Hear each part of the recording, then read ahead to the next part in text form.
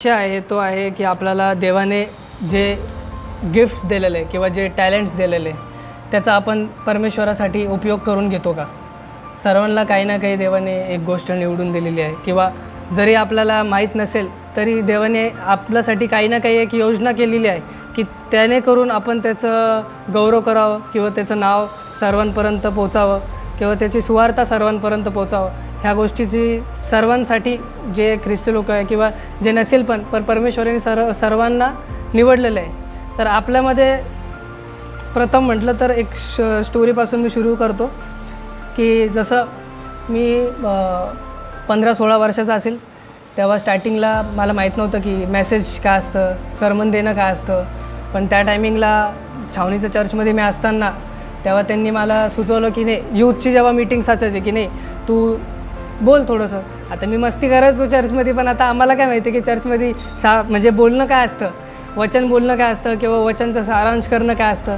त्या दिवशी असंच चर्च भरलेलं होतं। पहिलं मी AYमध्ये मी दिला मेसेज, त्याच्यानंतर मग ते म्हणे की नाही तू जेव्हा आपलं हे राहील सॅटर्डे वगैरे राहील तेव्हा मेसेज दे। आता मेसेज म्हटलं की काय द्यायचं, मग मी याच्यामध्ये टेन्शनमध्ये आलो की आता आपल्याला तर बायबलबद्दल तर काही माहिती नाही, तर आता आपण स्टेजवरती जाऊन बोलणार काय। पण मग मी प्रयत्न केला, देवाने मला सुचवलं, काही आज्ञा मी काढले, जे काही वचनं होते परमेश्वराचे ते काढले, स्टेजवरती गेलो। असं मोठं एक पेज भरून लिहिलेलं होतं, 2-4 पेजेस भरलेले होते, कारण की तेव्हा फक्त रट्टा मारायचं की बस जे आहे ते बोलायचं आणि येऊन जायचं। तर मग असं पूर्ण पेपर घेतला, 3 पेपर होते, त्याच्यामध्ये मी वचन काढले, समोर पब्लिक माझ्या तोंडाकडे बघते आणि मी नेमका सर्वांना ख्रिस्ता सलाम, सगळे लोक असे। तरी माझे जे बसलेले होते हा होता फ्रान्सिस वगैरे आमचे तिकडचे, काहीतरी बोल। तर मी म्हटलं की ठीक आहे आता काहीतरी बोलायचं तर आहे। मी पहिलं ब्लँक झालो नाही का, थोडा वेळ थोडं मी प्रिपेअर केलं तर, पण म्हटलं आता पुढं कसं काय होणार। तर काहीतरी वचनं मी काढले आणि खरंच तिथून म्हणजे देवानी मला हे दिलं, सगळं थोडीशी बुद्धी दिली, थोडीशी शक्ती दिली की मी बोललो। जे काही 15 मिनटं पण नव्हतं, मी 5-10 मिनटं बोललो असेल, पण 5-10 मिनटं पण जे काय बोललो ते बोललो। आणि तिथून माझी सुरुवात झाली की मेसेज बोलण्यामध्ये किंवा सर्मन देण्यासाठी देवाने मला त्या गोष्टीसाठी म्हणजे निवडलं। मला त्या दिवसानंतर मला कळलं की नाही, खरंच जर मी त्या दिवशी जर स्टेजवरती गेलो नसतो तर मला हा चान्स भेटला नसता किंवा मला हा चान्स भेटला नसता की मी बायबलबद्दल लोकांना सांगू। किंवा आज जर माझं एज बघितलं, मी 25 वर्षाचा आहे, पण मला जेवढं काही देवाने ज्ञान दिलं, मी काही थिओलॉजी शिकलेलं नाही आहे किंवा काही मी त्याचा अभ्यास केलेला नाही की सर्मन कसं द्यायचा, कसं उभं राहायचं किंवा व्हॉटेवर, पण मी प्रयत्न करतो कारण की ती देवाची आज्ञा माझ्यासाठी आहे। देवाने ते गिफ्ट मला दिलेलं आहे की नाही तू सुवार्ता सांग, तू संदेश सांग। तसंच आपल्या सर्वांना एक ना एक गोष्ट परमेश्वराने दिलेली आहे। आज कसबे साहेब इतकं सुंदर ढोलकी वाजवता, त्यांना ते टॅलेंट आहे, ते शिकलेले नाही पण ते वाजवता। कॅल्विन ब्रदरला गॉड गिफ्ट आहे, गाणं गातात ते त्यांना टॅलेंट आहे, पण त्याचा उपयोग आपण कसं करायला पाहिजे की आपण फक्त जे जागतिक दृष्टीतच आपण बोलायला पाहिजे की मला आज सांगितलं की बाबा मेसेज देतो, मी दुसऱ्याच गोष्टीचा मेसेज देतो आहे, दुसऱ्याच गोष्टीची सुवार्ता करतो आहे, ते नाही। आपल्याला परमेश्वराचं वचन सांगायचं आहे। आपल्याला जे गिफ्ट दिलेलं ते फक्त परमेश्वराचं वचन सांगण्यासाठी दिलेले। प्रियांनो, पहिलं जर आपण बघितलं ना, पहिलं आपल्याकडे एक 7 टॉपिक मी काढलेले। पहिला जो आपला विषय आहे तो आहे त्याच्या कामाकरिता बोलवणे। परमेश्वराने आपल्याला त्याच्या कामाकरिता बोलवलेले, हाक मारलेली, त्याचं आपण ऐकतो का? नाही। कित्येक वेळेस आज जरी आपलं किती वय असो किंवा किती कमी वय असो, पण देवाने आपल्याला निवडलेलं आहे। आपण त्याचे जर वचनं वाचले, जर प्रार्थना केली, आपल्याला काही ना काही तर सुचतं। जर आपल्याला पेंटिंग पण काढता येते किंवा आपल्याला ड्रॉइंग काढता येते, त्या ड्रॉइंगच्या द्वारे आपण सुवार्ता सांगू शकतो। देवाचं राज्यासाठी आपल्याला झटपट करायची। प्रियांनो, पहिला विषय आपला आहे की त्याच्या कामाकरिता बोलवणे। परमेश्वराने आपल्याला बोलवलं आहे। आपण जर वचन बघितलं, प्रेषिताचे कृत्य याचा 9वा अध्याय 15वं वचन आपण काढूया।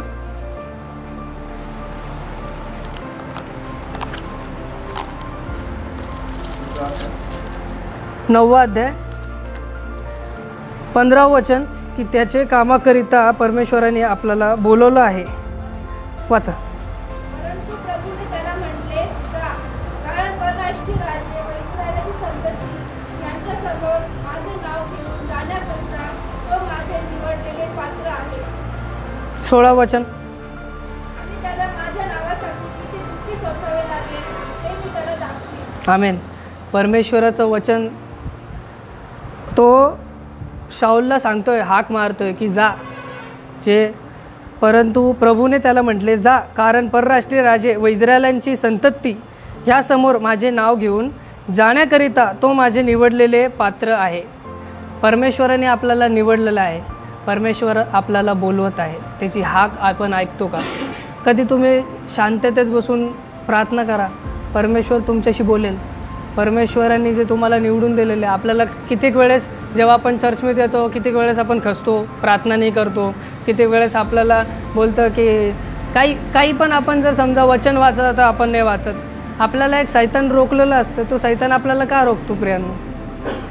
सैतान का रोखतो? कारण की आपण पहिलंच आपला विश्वासच परमेश्वरामध्ये नाही आहे. तो आपल्याला हाक मारतोय, तो आपल्याला बोलवतोय, तरी आपण त्याच्या आज्ञा पाळत नाही आहे.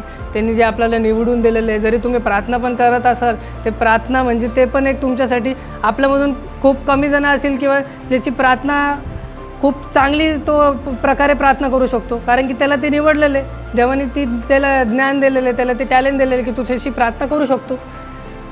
तो जेव्हा आपल्याला बोलवतो, आपलं काम आहे त्याचं ऐकणं. परमेश्वर का आपण कधी ऐकणार? जेव्हा आपण त्याचे वचनं पाळणार.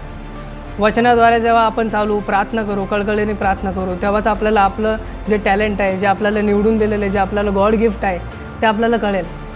पुढचं वचन जर आपण बघितलं, पुढचा मुद्दा जो आहे तो आहे देवाच्या कृपेने सामर्थ्य. 2 कोरिन्थियस पत्राचा 12वा अध्याय 9वं वचन.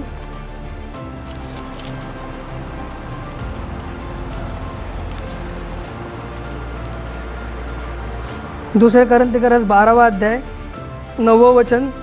कोणाला भेटलं असेल वाचा. परंतु त्याने मला म्हटले आहे, माझी कृपा तुला पुरी आहे, कारण अशक्तपणातच शक्ती पूर्णतेस येते. म्हणून ख्रिस्ताच्या सामर्थ्याची छाया माझ्यावर राहावी, म्हणून मी विशेष करून आपल्या अशक्तपणाची तोडी फार आनंदाने मिळवी. आमेन. परमेश्वर इथे सांगतो, परंतु त्याने मला म्हटले आहे, माझी कृपा तुला पुरे आहे, कारण अशक्तपणातच शक्ती पूर्णतेस येते. मी जेव्हा तुम्हाला स्टार्टिंगला माझी स्टोरी सांगितली, मला पहिलं मी खचलो होतो, माझ्याकडे बोलायला शक्ती नव्हती. पण जेव्हा आपण अशक्त असतो ना, तेव्हाच परमेश्वर आपल्याला खूप मदत करतो. जेव्हा आपल्याकडे किंवा आपल्याला गाणं गायचं आहे किंवा आपल्याला काही बोलायचं आहे, जेव्हा आपण खचतो, जेव्हा आपल्याला वाटतं की नाही आज नाही होऊ शकत, पण त्या टायमिंगला तुम्ही प्रार्थना केली ना, परमेश्वर तुम्हाला डबल शक्ती देतो. आपण प्रिपेअर असतो, आज मी प्रिपेअर आहे, आज मी बोलू शकतो, पण ह्या टायमिंगला जर मी प्रिपेअर नसतो, मी याच्यापेक्षा अजून चांगलं बोललो असतो. अशक्तपणामध्ये परमेश्वर आपल्याला शक्ती देतो. पुढचं वचन सांगतं, ख्रिस्तासाठी दुर्बलता, अपमान, अडचणी, पाठलाग, संकटे ह्यात मला संतोष आहे, कारण जेव्हा मी अशक्त तेव्हाच मी सशक्त आहे. संकटे आपल्या जीवनात येणार प्रियांनो, आपल्याला अडचणी येणार, आपल्याला लोक शिव्या देणार, आपल्याला लोक मारहाण करणार, पण त्याचं कारण काय? जेव्हा त्या टायमिंगला जर आपण प्रार्थना करू, त्या टायमिंगला जर समोरचा व्यक्ती आपल्याला शिव्या देतो आहे, त्या टायमिंगला समोरचा व्यक्ती आपल्याशी भांडतो आहे, त्या टायमिंगला जर परमेश्वराचं वचन तो ऐकला तयार नाही आहे, त्या टायमिंगला जर आपण प्रार्थना केली, मनाने प्रार्थना केली, परमेश्वर आपलं ऐकेल. तो आपल्याला सामर्थ्य देणार, तो आपल्याला शक्ती देणार त्या गोष्टीपासून निघायला, त्या गोष्टीचा मार्ग तो आपल्याला त्या वचनातून, त्या प्रार्थनातून आपल्याला तो काढून देणार प्रियांनो. पुढचं विषय आहे तो देवाच्या राज्यासाठी भेटलेले आपल्याला गिफ्ट्स जर आपण म्हटलं तरी चालेल. 1 पेत्रस याचा 4था अध्याय 10वं वचन आपण बघूया.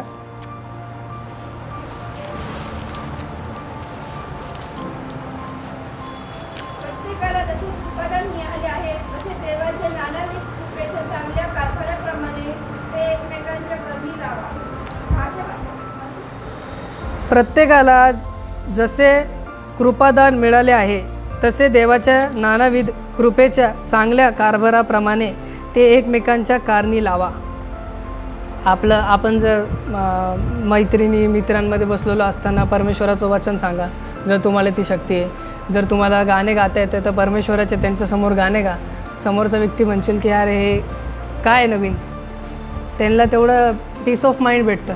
जेव्हा आम्ही कधी गाणे वगैरे गातो, जेव्हा विदर्भी लोक आमच्यामध्ये बसतात, त्यांना चांगलं वाटतं ऐकायला. ते म्हणतात हे गाणे नको, तुम्ही हे गाणे गाताय, तुम्ही हे गाणे गा.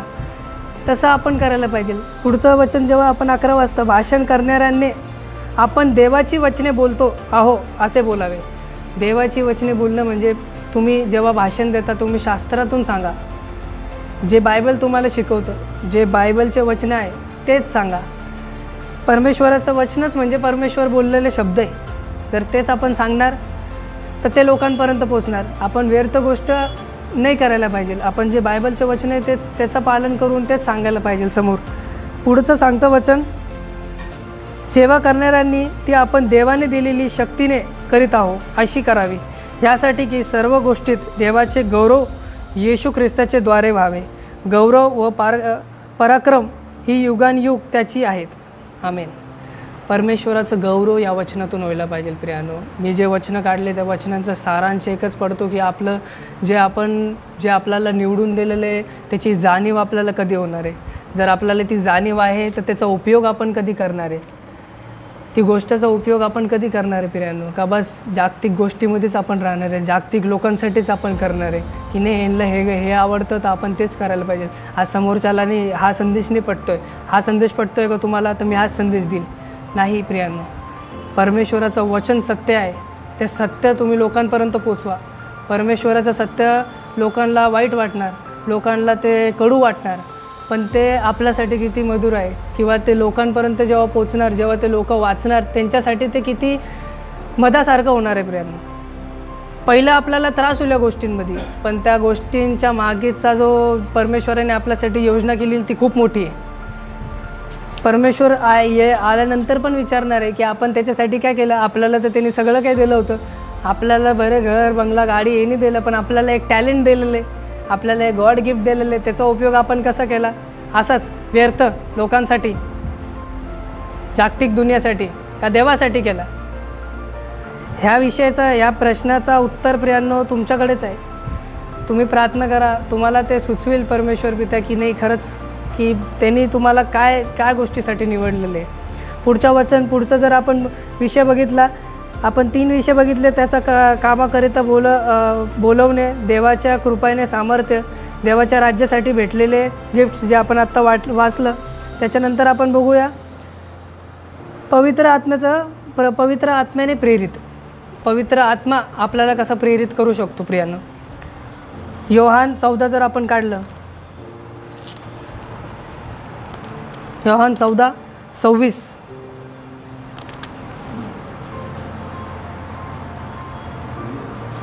योहान 14:26. तरी ज्याला पिता माझ्या नावाने पाठवील तो कैवारी म्हणजे पवित्र आत्मा तुम्हाला सर्व काही शिकवेल आणि ज्या गोष्टी मी तुम्हाला सांगितल्या त्या सर्वांची तुम्हाला आठवण करून देईल. आमेन. पवित्र आत्मा, होली स्पिरिट, जेव्हा त्याला आपण बोलू, जेव्हा आपला जो अंतकरणाचा दरवाजा आहे तो आपण उघडू, तेव्हा तो आपला अंतकरणात येणार आहे. त्या अंतकरणात जे आपल्या मनात जे सैतानी आत्मे भरलेले, जेव्हा ते सैतानी आत्म्यांना आपण बाहेर काढू तेव्हाच पवित्र आत्मा आपल्यामध्ये येणार आहे. आणि जेव्हा तो येणार आहे तेव्हा आपल्याकडून तो कार्य करून घेणार आहे. आता मी जसं तुम्हाला सांगितलं माझी जर्नी कुठून चालू झाली, मी कॉलेजपासून मला बायबल हे ते ह्या गोष्टीत मी नव्हतो, जागतिक गोष्टीत होतो. भले मी स्पायसर इतकं मोठं कॉलेजमध्ये असतानासुद्धा मी बायबलच्या वचनामध्ये नव्हतो, जागतिक गोष्टीमध्ये, जागतिक लोकांमध्ये तेवढ्या याच्यामध्येच राहायचो. बस आपलं चिल करायचं, मस्ती करायची, पार्ट्या करायचे बस. पण तिथून पवित्र आत्म्याने मला कसं निवडलं? जेव्हा आपण प्रार्थना करणार, जेव्हा आपण त्याच्याकडे मागणार, पवित्र आत्मा तो आपल्यामध्ये येणार. पहिल्यांदा जेव्हा मी वचन वाचलं, जेव्हा मी सरमन द्यायला, तेव्हा माझ्यामध्ये पवित्र आत्मा नव्हता किंवा कदाचित त्यांनी माझी मदत केली असेल, सांगता येत नाही. पण तिथून माझी सुरुवात झाली. मी जेव्हा थरथर करत होतो एक टायमिंगला, आज मी अर्धा तास, एक तास बोलू शकतो. का? कारण की पवित्र आत्मा मला निवडलेलं आहे. पवित्र आत्म्याने की नाही तू हे गोष्टी करू शकतो, तुझ्यामुळं कोणामध्ये बदल होऊ शकतो. आणि ती मला माहिती, मला ती खात्री, जर मी वचन वाचतोय किंवा मी सरमन देतोय, कदाचित एक ना एक व्यक्तीचा त्याच्यामधून बदल होईल. ते मला माहिती, कारण की माझ्यामधून परमेश्वर कार्य करतो आहे, मी कार्य नाही करतो आहे. येशू ख्रिस्ताचा जर आपल्याला तेवढा विश्वास असेल ना, तो आपल्यामधून कार्य करू शकतो. पुढचं जर आपण टॉपिक बघितलं तो आहे विश्वासू राहा. पहिले थेसलिकरास पत्र याचा 5वा अध्याय 24वं वचन. थेसलिकरास पत्र पहिला अध्याय पहिलं थेसलिकरास याचं 5वा अध्याय 24वं वचन.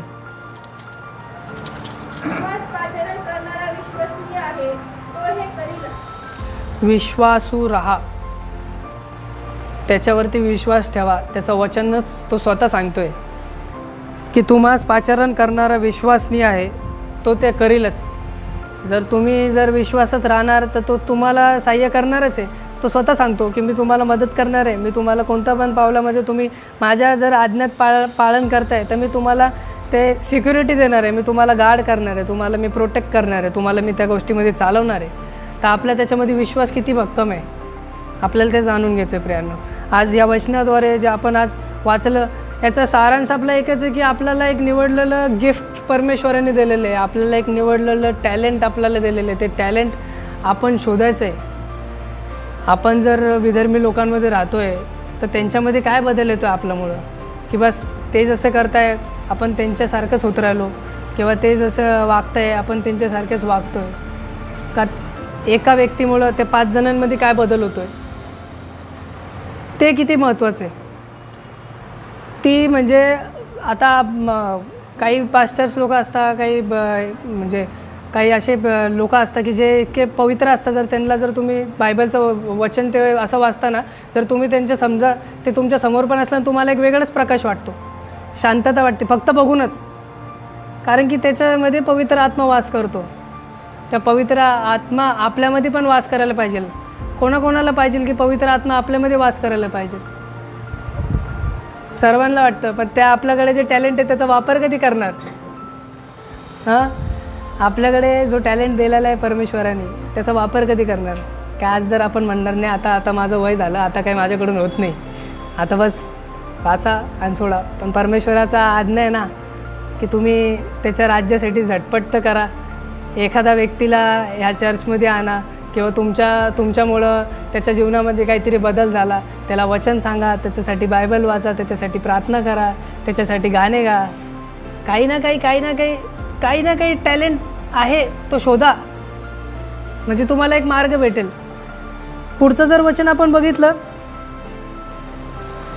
देवाच्या राज्यासाठी आपला या गिफ्टचा प्रभाव किती मोठा पडणार आहे. आयझाया आपण वाटलं यशाया 55:11 आपण जे आत्ता वाचलं सुवर्ण वचन होतं आपलं 55:11.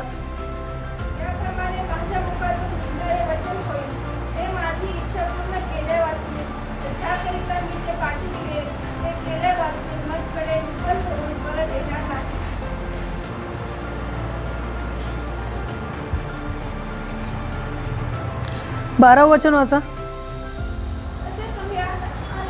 आनंदाने निघाल, शांतीने निर्वल जाल, पर्वतवर टेकड्या तुम्हापुढे जयघोष करतील, वनातील सर्व वृक्ष टाळ्या वाजतील. बस परमेश्वराचं वचन सांगतं प्रियांनो, त्याप्रमाणे माझ्या मुखातून निघणारे वचन होईल.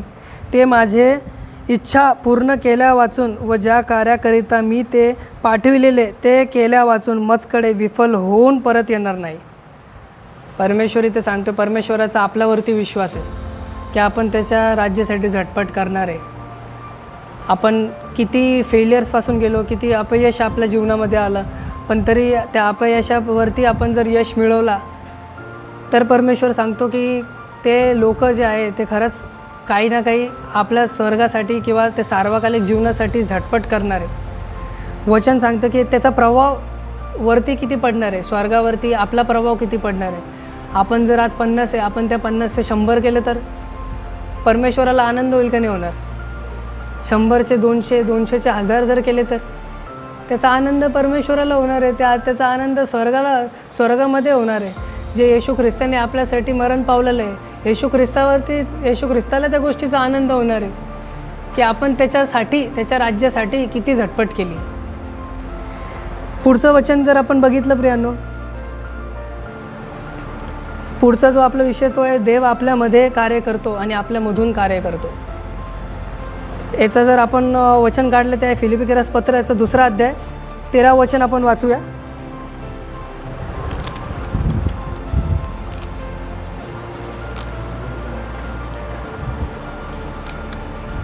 2:13 फिलिपिकरास पत्राचं 2रा अध्याय 13 वचन. कारण इच्छा करणे व कृती करणे ही तुमच्या ठायी आपल्या संकल्पनांसाठी साधून देणारा तो देव आहे. 14 वचन. जे काही तुम्ही कराल ते कुरकुर व वादविवाद न करिता करा. आमेन. परमेश्वर आपल्यामधून कार्य करतो या वचनामधून सांगितलेलं आहे की कारण इच्छा करणे व कृती करणे हे तुमच्या ठायी आपल्या सत्संकल्पनासाठी साधून देणारा तो देव आहे. परमेश्वर पहिले जे मी तुम्हाला विषय सांगितला तोच विषय रिपीट होतो इथं की जर आपण जर वचनामध्ये चालतो आहे, जर आपण पवित्र आत्म्याला बोलवतो आहे तर परमेश्वराचा आपल्या जीवनात काहीतरी उपयोग होणार आहे. तर त्या बायबलचा आपल्या जीवनामध्ये काहीतरी उपयोग होणार आहे. परमेश्वर इथं सांगतो की तो कसा जर मला जर त्यांनी ह्या गोष्टीसाठी निवडलेलं आहे किंवा जर कॅल्विन ब्रदरला त्या वर्शिप सॉंग्ससाठी निवडलेलं आहे पण जर त्यांनी जर ते गायलं तर ते आपल्या अंतःकरणाला लागता. का लागता? कारण की तो त्याच्यामध्ये परमेश्वराचा पवित्र आत्मा आहे. पवित्र आत्म्याला आपण बोलवायला पाहिजे. पवित्र आत्मा कसा येणार? प्रार्थना करा, वचन वाचा. जसं आपण पहिलं वाचलं 10 आज्ञाचं जर पालन केलं, येशू ख्रिस्ताचं जर पालन केलं, पवित्र आत्मा आपल्यासाठी महत्त्वाचं. प्रियांनो, आपल्यामध्ये जेवढे आत्मे पडलेले दुष्ट आत्मे जेवढे त्यांना आज आपल्याला बाहेर काढायचं आहे आणि जे वचन परमेश्वरांनी दिलेले आहे त्याचं आपल्याला पालन करायचं आहे. सुरुवातीपासून जर आपण बघितलं प्रियांनो तो आदम आणि हवाला परमेश्वरांनी का बनवलं? त्याच्या गौरवासाठी. पण ते त्यांनी केलं का? नाही. तर आज या क्षणी आपल्याला देवानी ही संधी दिलेली. आज जर परमेश्वरांनी जर मला हे वचन दिलेलं त्याचं काहीतरी एक कार्य आहे, त्याचं काहीतरी एक आपल्याला एक्झाम्पल व्हायचं आहे ह्या जगासाठी की परमेश्वर जर हे वचन तुमच्यापर्यंत पोहोचवते माझ्या थ्रू तर त्याचा अर्थ काय की तुम्हाला जे गिफ्ट्स जे टॅलेंट्स जे देवाने दिलेले त्याचा उपयोग त्याच्या राज्यासाठी करा, त्याच्यासाठी करा. जर आपण आदराने जर सन्मानाने जर आपण त्याच्या भयाने जर आपण ते करू तर आपल्याला खरंच सार्वकालिक जीवन भेटेल आणि आपण खरंच कोणाला तरी कित्येक जणांना आपण देवाकडे आणू. माझी तर अशी इच्छा आहे की माझं जर मी जर बायबल वाचतो किंवा जर मी मेसेज देतो तर माझ्याद्वारे कमीत कमी 1000-2000 सगळं जग देवाकडे यायला पाहिजे. अशी आपली इच्छा आहे का? ह्या इच्छाला धरून प्रियांनो आपल्याला वाढायचं आहे. जे तुमच्याकडे टॅलेंट आहे त्याचा तुम्ही परमेश्वरासाठी वापर करा. होप तुम्हाला मेसेज कळाला असेल. आमेन.